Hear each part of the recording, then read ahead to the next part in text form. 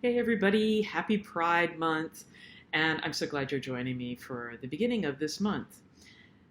I love the celebration of Pride, and I also am so grateful for all those who have resisted over the years to make these advances possible in our liberation, our joint liberation, our connectedness, and our freedom.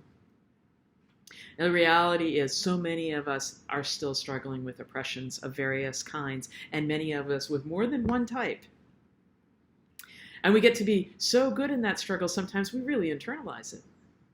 We internalize it so deeply that we end up tone policing ourselves and others, telling each other that, oh, that sounds too angry, or that's not nice. Be kind. Just be kind. Well, I gotta tell you, if our foremothers at Stonewall had just been kind, we wouldn't be here today in quite the same way. Sometimes love looks like saying no. Love looks like saying, this is who I am. Just get used to it. Love looks like accepting ourselves as we are. I'm queer and I'm religious. It's a wild combination. They don't have to be opposites.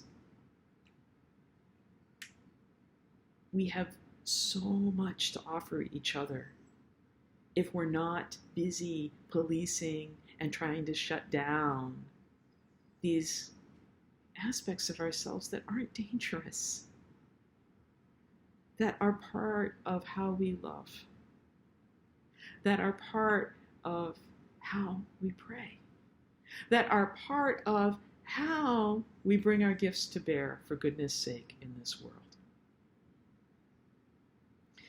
I feel like it's really important to know, if you haven't met other queer religious leaders of any kind or spiritual people, that you can see somebody in a clerical collar with a rainbow hoodie on, and that it's okay. Maybe our sense of God is big enough so that you're not condemned, that you're loved. That's what I believe. You are loved and lovable. And even if that is in short supply in your life right now, you are worthy of being loved and worthy of bringing your gifts forward for goodness sake. Our liberation is connected to one another. I can't be free fully unless you are too. That means we must be in the struggle together. The struggle that faces racism and sexism and classism, that faces imperialism, and all the other ways that we stick people into boxes and we shut them down. We don't need more boxes to shut people down in. We do need more love. And sometimes love is angry. So don't tone police me and tell me not to be angry when there's injustice going on. When my siblings can't breathe and are being choked to death. When the ones I care about hate themselves so much that they feel the world would be better off without them. Don't tell me not to be angry. It won't do any good. If my foremothers at Stonewall weren't angry enough to say no, I wouldn't be here. If my ancestors spiritually weren't angry enough to say that religious life and being queer together, these are not opposites, I probably still wouldn't be here.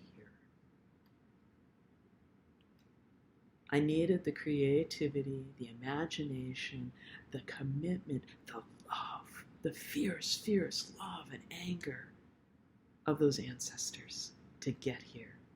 And I needed my own fierce, fierce love and anger to survive, to be here. And I need that fierce, fierce love and anger to be a good ancestor for those who are still on their way. Because oppression isn't over just because some rights are granted to some people. Oppression is being dismantled. But we have a long, long way to go.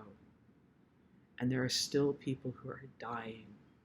Dying because it's internalized, dying because it's institutionalized, dying because of laws, policies, practices, and attitudes. Sometimes the most loving and kind thing we can do is to say no, not on my watch. We might even be fierce about it because so much is at stake. Because that's part of ourself out there. Those are the ones we love, the ones we care about, the ones we are connected to, our family, our community, our friends. They may even be strangers. And yet, we still share this planet together and are called together in care of one another and for our freedom, our liberation. So we're not spending all these hours struggling. No. Consider how much more energy you have. You're not fighting the internal censor, the external censor. The rules that say you're less than, and the attitudes that are very clear that you don't really, really belong here. Truth is, you do. You're here. And for some, what they really do need to do is get used to it.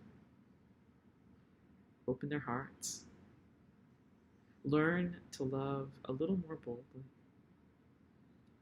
To appreciate this world's amazing diversity and how we care for one another.